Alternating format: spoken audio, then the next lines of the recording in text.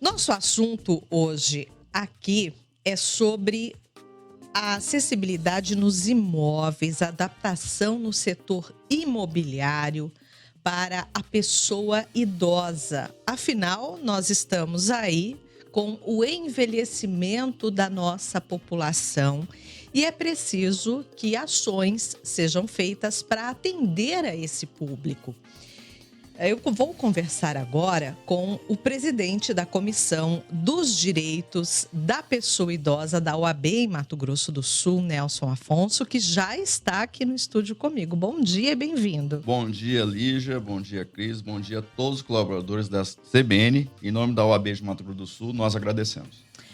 Muito bem, dados nós vamos agora, antes da gente conversar, nós vamos fazer o seguinte, eu vou rodar uma reportagem que trata um pouquinho desse assunto. Essa reportagem, ela foi feita pelo nosso repórter, o Fernando de Carvalho, mostrando aí informações desse setor e, na sequência, nós vamos debater esse assunto. Aqui eu te convido, então, a ouvir essa reportagem. Dados do Censo Demográfico de 2022, realizado pelo Instituto Brasileiro de Geografia e Estatística, o IBGE, mostram que 391 mil idosos moram em Mato Grosso do Sul, totalizando 14% da população total. Já a projeção do Instituto para a população idosa aqui no estado daqui 20 anos é de 750 mil pessoas, correspondendo a 23% da população, que está sendo projetada em 3 milhões e 100 mil habitantes. Com o aumento da expectativa de vida, surge cada vez mais a necessidade de adaptar os imóveis para atender às necessidades da pessoa idosa e de outros grupos que necessitam de uma atenção especial. Pequenas mudanças podem fazer uma grande diferença no dia a dia, proporcionando mais segurança e autonomia.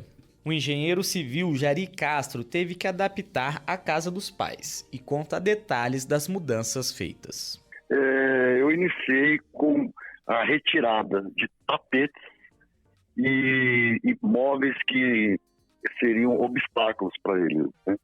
Adaptações nos banheiros e áreas úmidas, então seria cozinha, banheiro e lavanderia. O que eu fiz? O box, onde a porta abria para dentro, eu troquei e fiz um box que a porta abria para fora. Porque caso o idoso tenha algum mal súbito, alguma coisa, uma vertigem, se ele cair dentro do box, você não consegue retirá-lo.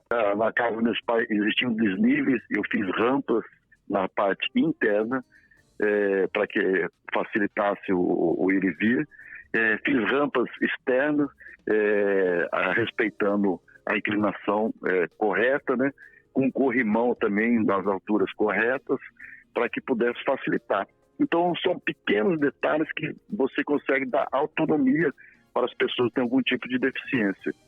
Desde 2004, vigora o Decreto Federal 5.926, que estabelece normas gerais e critérios básicos para a promoção da acessibilidade. E de acordo com a arquiteta e conselheira do Conselho de Arquitetura e Urbanismo de Mato Grosso do Sul, Sandra Lata, é de extrema importância seguir as normas técnicas de acessibilidade. Desde 2004, o Decreto Federal 5296 diz que todas as edificações de uso comum, multifamiliares, públicas, precisam ser acessíveis. A partir disso aí, a gente começa a pensar que edificação acessível é somente para pessoas portadoras de deficiência, com pessoas com deficiência, que são aquilo que nós chamamos de PCD. Porém, na Constituição brasileira, ele inclui o idoso e o obeso nessas edificações, nessas obrigações conforme o decreto. Então, a edificação, ela não vai ser acessível somente para um PCD. Ela precisa ser acessível para atender o obeso, as grávidas, o idoso. Então, esse universo começa a ficar muito maior. Porque muitas vezes o pessoal do comércio fala assim, eu vou adaptar a minha loja, vou fazer acessibilidade na minha loja, para quê? para atender, eu quase não recebo cadeirante. Mas ele recebe o idoso, ele recebe um obeso, ele recebe uma grávida. Ele tem uma mãe que entra com um carrinho de bebê dentro da sua loja, do seu comércio, da sua clínica. Então, começamos a ampliar esse universo. E quando a gente amplia esse universo, nós vamos chegar em 30% da população. Não existe edificação meio acessível. Toda edificação, ela precisa ser acessível por completo e atender todas as NBR, normas brasileiras de regulamentação. Além de melhorar a qualidade de vida, as adaptações podem valorizar o imóvel e facilitar a sua venda ou aluguel. De acordo com o presidente do Sindicato de Habitação de Mato Grosso do Sul, Geraldo Paiva. E quando você faz uma readequação do imóvel desse, seja para um idoso, para um cadeirante, ou para novas demandas que eu falo tanto de hidráulica quanto elétrica, que isso é muito comum, esses imóveis passam a ser bastante interessantes, bastante procurados e valorizados, né? Inclusive quanto ao pagamento. Ele aluga e vende mais fácil que os outros. A demanda, o que vai acontecer? Ele valoriza do ponto de liquidez. Com o crescente envelhecimento da população, o engenheiro Jari Castro acredita que cada vez mais as pessoas estão se preocupando com a acessibilidade. Eu vejo, assim, que as pessoas já começam a entender que é uma coisa natural e o envelhecimento ele tem sido muito crescente. O Brasil é o país que mais envelhece no mundo, devido a vários fatores, inclusive da qualidade de vida, né? Praticamente a população ganhou 20 anos aí de vida útil e de independência. Então, o envelhecimento ocorre, as pessoas estão se preocupando. De Campo Grande, Fernando de Carvalho. Muito bem, nós acompanhamos aqui essa reportagem do Fernando com o presidente da Comissão dos Direitos da Pessoa Idosa da OAB de Mato Grosso do Sul, Nelson Afonso. Bom dia, bem-vindo. Bom dia novamente, sempre bem-vindo e sempre agradecendo em nome da nossa casa, que é a OAB de Mato Grosso do Sul. A data de amanhã, Dia Internacional da Pessoa Idosa, temos aí também aqui no Brasil, o Estatuto da Pessoa Idosa, que foi implantado nessa data e está de aniversário amanhã e prevê que haja uma reserva de 3%, né, das unidades habitacionais para atendimento à pessoa idosa. O que isso quer dizer, essa reserva? Bom, entendemos que houve uma preocupação do legislador e da sociedade naquele momento de sinalizar, né, de incluir realmente uma garantia mínima. Porém, o que a gente traz hoje a quem nos acompanha é o seguinte: esse mínimo não atende mais a nossa população. Era baseado no envelhecimento anterior da população, né? Na projeção anterior, né? Lígia, permita dizer o seguinte: foi uma cota mínima. Mas, veja, enquanto política pública, cada qual na sua temática, é o seguinte: no exercício rápido, me permita, há 30 anos atrás, já existia no consciente político, no consciente social e nos estudos o seguinte: olha, o Brasil vai ser um país com pessoas idosas, envelhecidas. Então, é aquela questão do futuro. Só que o que foi implementado naquela época? Fica aí a pergunta no ar. Então, assim, temos razões para modificar, para melhorar? Sim, é o que nós entendemos. Então, hoje, por exemplo, nós temos quase 15% da população sul-mato-grossense como pessoa idosa. Quem é pessoa idosa? Aquele que tem no mínimo 60 anos, 60 a mais. Tá? Então, o que nós devemos fazer? Primeiro, tudo o que é para assegurar garantias ou que sejam cotas mínimas, para as pessoas entenderem, é o seguinte: devem ser revistos. Quando? Para o futuro, daqui 30 anos novamente? Não, nós temos que ver hoje. Urgente, né? Então, assim, recentemente eu tenho aprendido com uma parceira nossa, a Joana Dark Garcia, que é advogada e psicóloga, é o seguinte: que em termos de política pública, em termos de vida real, nós temos que fazer tudo de janeiro a janeiro. Então, vamos rever o que é possível. E me permita um recorte, o seguinte: eu ouvi na reportagem, rapidinho, uma pessoa, e me perdoe que eu não gravei o nome, não é o Jari, que é um grande parceiro defensor. Mas teve uma pessoa que disse assim: não, eu não tenho acessibilidade, algo assim, porque eu não recebo cadeirante. Esse é um grande equívoco, Porque ao andar no centro de Campo Grande, né, tirando os shoppings, o que a gente percebe? Eu já fiz isso recentemente, que eu ando ali no centro. Eu percebi que várias lojas são remodeladas, são novas. Com degrau. Sem degrau.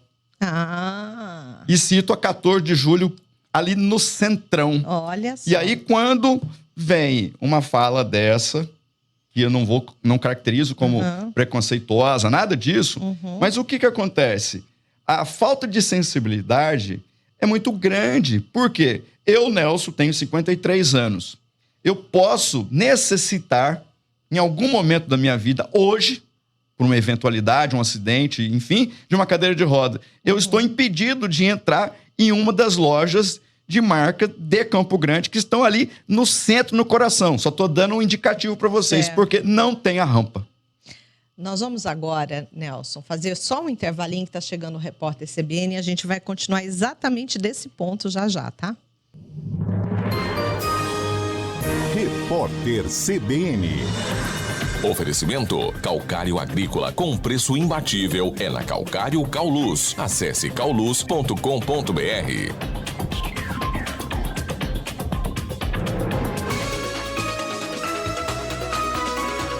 CBN Campo Grande.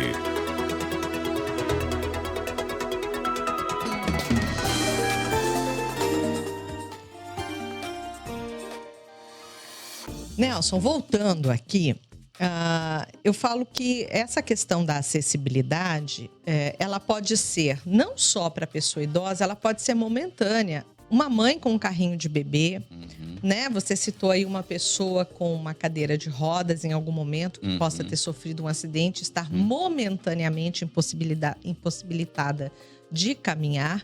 Então, o ideal é que todas as construções tivessem essa acessibilidade, porque em algum momento da vida a gente pode não conseguir subir degraus, por exemplo, né? Exatamente. É muito importante, assim, em termos de política pública, né, que eu defendo a pessoa idosa, que a gente tenha um plural, em que a gente, mesmo partindo para algumas cotas, para algumas políticas afirmativas, nós nunca esqueçamos, seja o homem, a mulher, a criança, a pessoa idosa e assim por diante, todas as políticas são o seguinte. E olhando aqui para você, eu, a Lígia, todos nós aqui somos pessoas. Então tem que haver um ponto em comum para fortalecer tudo o que é básico para a pessoa. A partir do momento em que nós temos políticas fragmentadas, eu entendo que há uma fragilidade. Ora se defende mais a mulher, ora se defende mais a criança, ora se defende mais isso e aquilo, etc. Tal. E as pessoas estão esquecendo que são pessoas. Então, por exemplo, nessa questão da normativa, nós temos, então, o Decreto Federal, nós temos o Estatuto da Pessoa Idosa, nós vamos ter a Lei Brasileira de Inclusão. E o que elas dizem? Elas falam de pessoas. Elas não fazem distinção. O Estatuto da Pessoa Idosa faz a distinção em razão da idade. Então, veja, compreender não só o envelhecimento, mas compreender que somos pessoas e que nunca deixaremos de ser, é um princípio básico que eu trago aqui para esse olhar. E na economia, me permita o seguinte, eu já disse aqui em outros momentos, né, com vocês o seguinte, logo após a pandemia, nós tivemos aqui um recorte na economia em que dizia, de pesquisa, que algo em torno de 51% ou 53%, se eu não me engano, naquela época, em 2022, do dinheiro injetado, traduzindo aqui, no mercado de Campo Grande, era das pessoas idosas. Então, ou seja, se a partir do momento em que nós enxergarmos verdadeiramente o que é o que... o potencial, o potencial, né? Isso, muito obrigado. O potencial, o que representa esse público, nós vamos mudar. Por quê? Se somar a pessoa idosa, somar o trabalhador, esse está no auge, somar a criança, somar o estudante, enfim, nós vamos ver que somos um só que cada um, dentro do seu tempo, tem um marco, uma representação importante. E aí, sim, vamos aqui conclamar que todos nós possamos nos unir, principalmente nesse momento, que nós estamos aí muito próximo de uma eleição, daqui a pouco, mais 2 anos, outra eleição. E aqui, me desculpe, a pauta não é essa, mas assim, em termos de política pública, é muito importante pedir às pessoas que nos ouçam que possamos fazer o controle social. Porque o que é o controle social? Participe lá da associação do seu bairro, do sindicato da sua categoria. Vai lá no conselho da política pública que você gosta, que seja saúde, seja mulher, seja pessoa idosa, criança. Educação, por quê? For, né? O que falta? Não sei se vai vir aí a provocação. Exercer a cidadania. Perfeito. E o que falta? Controle. Controle significa fiscalização, significa participação, significa pertencimento. Sem isso, nós ficamos... sem pegar aqui um papel, nós ficamos sem diagnóstico. Porque a política pública é o seguinte, precisa de diagnóstico, números. Então é o seguinte, quantos imóveis em Campo Grande são adaptados, são acessíveis para as pessoas que necessitam ou que têm redução da mobilidade? Eu não sei. Esse raio-x. Não temos por quê. Nós não fazemos isso. E quem que não faz? Eu, Lígia, todos nós. Isso não é um puxão de orelha. É para a gente passar a mudar isso. Então é claro que uma obra do Minha Casa e Minha Vida, gente, ela tem lá reserva de 3%, vai pegar a pessoa idosa, pessoa com deficiência. Já existe uma lei para o setor público, para essas construções, né? Perfeito. E que se o imóvel é financiado, ele vai ter que cobrir. Agora, é uma percepção nossa, tá? Nossa, social, uma percepção coletiva. É o seguinte, os imóveis de alto padrão, Lígia, não falta acessibilidade. Já são pensados para isso. Agora, nós temos aqui aqueles que não são financiados diretamente, né, os particulares. Qual que é a nossa percepção? Olha a quantidade de casinhas que estão saindo ao redor da nossa capital. Muitos. E olha o tamanho dessas casas. Você já viu? Pois é, e aí não passa na porta nenhuma cadeira de rodas, você né? Por exemplo. Você já percebeu isso, Nem Lígia? no banheiro, né? Nem no quarto.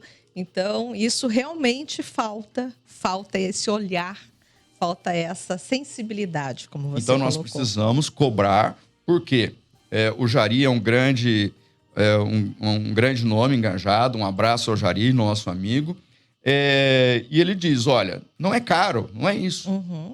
A questão é o seguinte, é mudar o olhar, compreender as necessidades das pessoas e aí sim, volta de novo para o exercício da cidadania.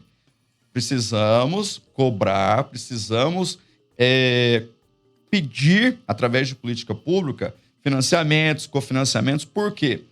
É impossível uma pessoa que recebe um benefício de prestação continuada ou uma aposentadoria de um salário mínimo, que ele consiga lá, seja pessoa idosa ou não, a partir de um determinado momento da sua vida, ele fazer as adaptações provisórias ou permanentes que a sua família precisa.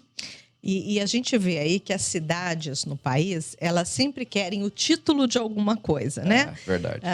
Então, por que não a gente provocar aqui em Campo Grande e termos o título de primeira cidade totalmente acessível no país? Totalmente. E aí tem que envolver o setor imobiliário, tem que envolver o Conselho Regional de Engenharia, de Arquitetura, né? Tem que envolver todos esses setores juntos, o comércio, né? São vários setores. Lígia, me permita dizer o seguinte, dentro dessa fala, que eu me associo e complemento.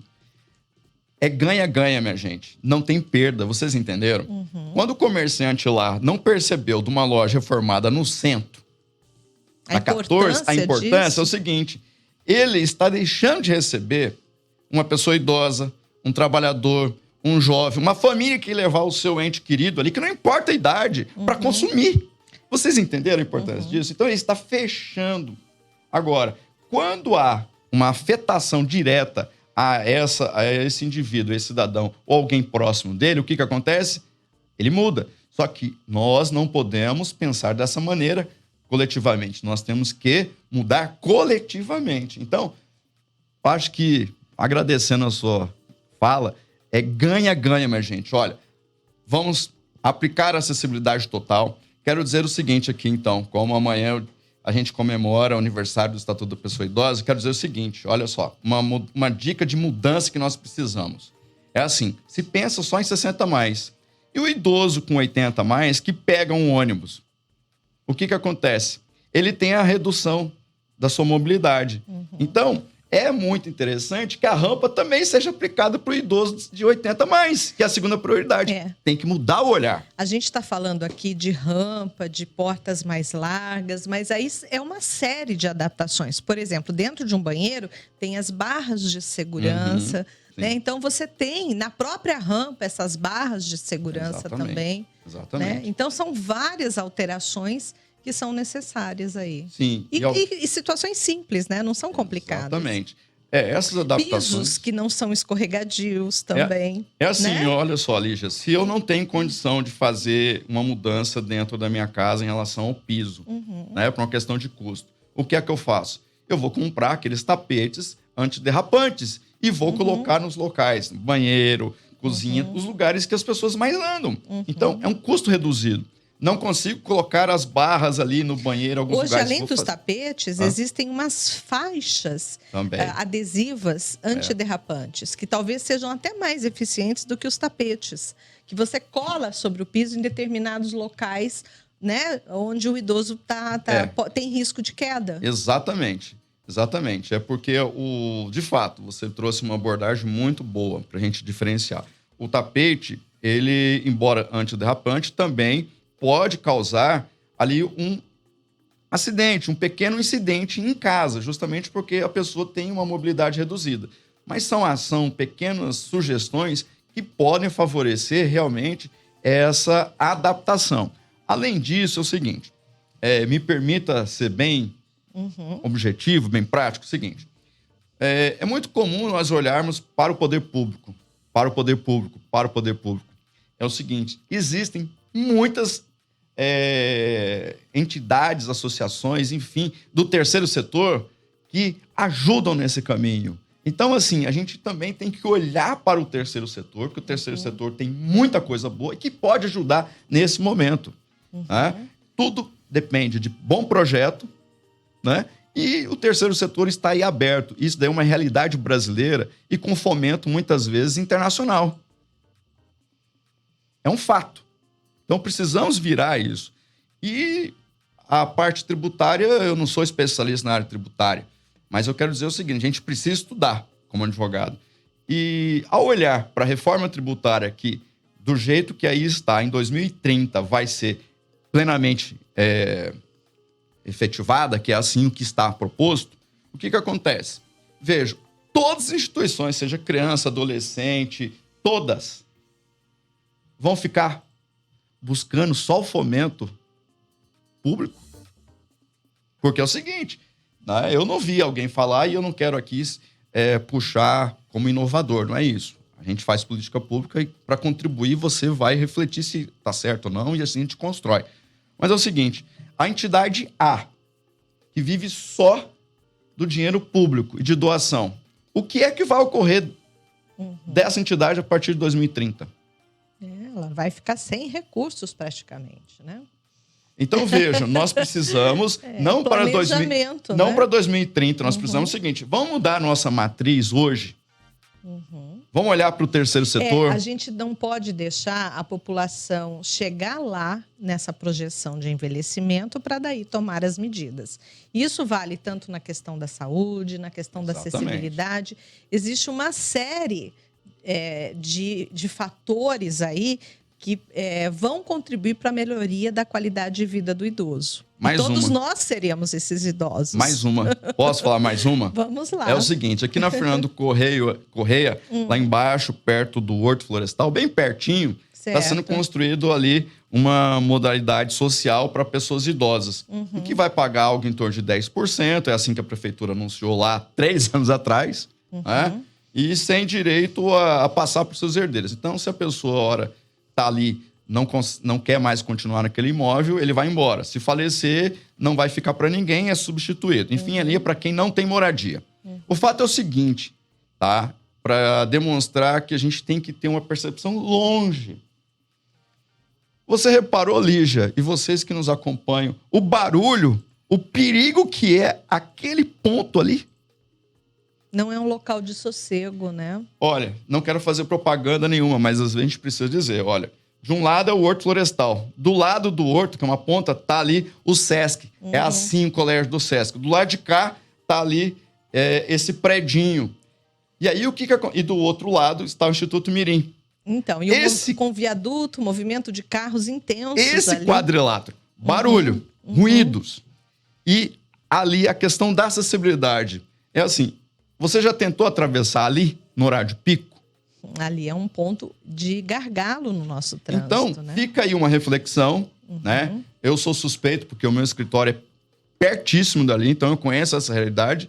E eu tenho falado com alguns gestores, mas agora o momento é político, não vai produzir nenhum efeito, mas tenho dito o seguinte, a depender da idade, das reduções de mobilidade, assim por diante, eu vejo ali que se não houver uma intervenção imediata antes das pessoas se mudarem para aquele local, nós vamos, infelizmente, entrar para uma estatística negativa e ainda por falta de omissão do poder público em ter escolhido um local inapropriado.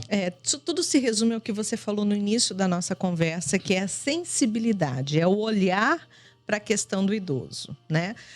A gente vê, por exemplo, tem algumas cidades brasileiras que já têm uma população mais envelhecida e que tem locais específicos assim, próximos à natureza, né? Em locais um pouco, mas que tem também um mercado próximo, que tem um centro de saúde, que tem uma infraestrutura próxima ali, mas que tem principalmente um local onde o idoso ele pode sair ao ar livre, ele pode contemplar a natureza, porque isso faz parte da saúde. Exatamente. Né? Você caminhar sob o sol, caminhar sob as árvores, né? Isso faz parte. Inclusive, Lígia, assim, alguns anos atrás eu não tinha essa percepção assim tão aguçada. Por exemplo, um familiar, isso é real, se mudou para uma cidade próxima aqui de Campo Grande, tá? E são idosos, são os meus padrinhos. Eles estão na casa dos 80 anos. Na época eu não entendi e hoje eu vejo o seguinte, né? Apesar de ter dificuldade de saúde, etc e tal, mas é o seguinte, é o local, eu quero dizer o seguinte, é Terenos, é Cidrolândia, são as regiões de Chácara, é Rochedo, é Corguinho, essas, ou estão dentro do município de Campo Grande, no entorno, o que acontece? Quem tem condições, não precisa ser muito, quem aí hoje tem uma renda de até uns 5 salários mínimos, a família, o homem e a mulher, eles têm saído de Campo Grande para buscar saúde mental. É isso. Então, junto à natureza. Só que estão pagando um preço também caro, porque acabam se afastando das melhores condições de atendimento de saúde. Isso. Né? Da saúde, dos postos de saúde, assim por diante. Mas, enfim, tudo isso é muito importante para dizer o seguinte. Olha, muito cuidado, né? Com o ageísmo, tá? Com a discriminação em razão da idade, é isso o ageísmo. Tá? A gente pede uma atenção muito grande. Muitas vezes, Lígia, e vocês que nos acompanham, muitas vezes a gente fica falando sozinho. Porque as pessoas esquecem que vão envelhecer. O envelhecimento é uma bênção de Deus. É um assunto que o jovem não gosta muito, né? Não Acha gosta. que não precisa falar sobre isso. Acho né? que não precisa. Mas todos precisamos. E o interessante, né, é o seguinte. Ao envelhecer, nós continuamos ativos. Ao envelhecer, nós continuamos amando. Ao envelhecer, nós continuamos produzindo. Né? Ao envelhecer, continuamos passando as experiências para as pessoas. O corpo envelhece, a mente não. Nunca. Né? Né? Então, os nossos gestores, boa parte são pessoas idosas. A maior parte dos órgãos públicos nós temos aqui pessoas idosas que estão comandando. Eu não vou citar nenhuma, mas não vou dar o nome, mas quero dizer o seguinte. Este ano, nós deparamos com 2 órgãos públicos, um do município, muito relevante, e um outro do estado, em que ali a engrenagem de técnicos envelheceu a tal ponto que se aposentaram, continuam, e os mais jovens não estão vindo. Então, aquela relação intergeracional na transmissão do conhecimento não está ocorrendo. Aí você fala, Nelson, que é importantíssimo. mas é o seguinte, passou no concurso... Sim, o jovem passa no concurso público, mas em algumas áreas técnicas, esses que estão lá 35, 40, 45 anos que nós deparamos, o ambiente público não está permitindo essa interação intergeracional o suficiente para a transmissão e trazer a qualidade novamente, manter. Então, alguns gestores não saem, estão aí em função, né, recebendo funções gratificadas muitas vezes, e não se aposentam efetivamente, porque se sair, tem um órgão aqui em Campo Grande estadual que não posso citar, mas é gritante. Se sair lá 15 pessoas, assim eu conheci e me falaram, fecha determinado departamento. Porque os jovens não estão acompanhando.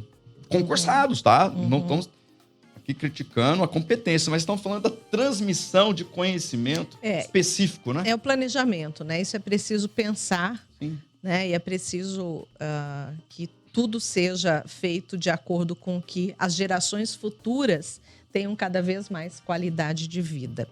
Eu conversei aqui com Nelson Afonso, que é o presidente da Comissão dos Direitos da Pessoa Idosa da OAB de Mato Grosso do Sul. Muito obrigada, e a gente espera aí que quem vencer, por exemplo, as eleições em Campo Grande, lembre desse tema tão importante, que é a questão do envelhecimento da nossa população, tanto na acessibilidade, que foi o início da nossa pauta aqui, né? Mas também na saúde e na moradia, em vários setores aí que são importantes para o futuro da nossa população.